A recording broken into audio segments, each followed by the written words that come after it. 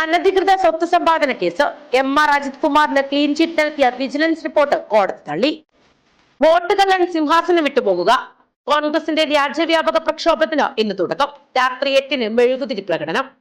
സർക്കാർ നിർദ്ദേശം തള്ളി ABVP കോളേജുകളിൽ വിഭജന ഭീതി ദിനം ആചരിച്ചു. കാസർഗോഡ് ABVP SFI സംഘർഷം. ഉത്തരാഖണ്ഡിൽ നിർബന്ധിത മതപരിവർത്തനം നടത്തുന്നവർക്ക് കർശന ശിക്ഷ.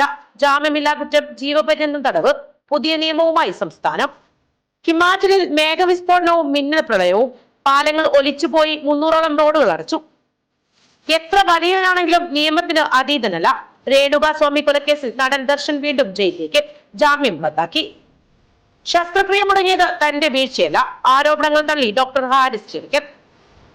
ഗസ സിറ്റിയിൽ ഇസ്രായേലിന്റെ കനത്ത ബോംബിംഗ്. 123 മരണം. പട്ടിണി കാരണം 3 കുട്ടികളടക്കം 8 പേർ കൂടി മരിച്ചു.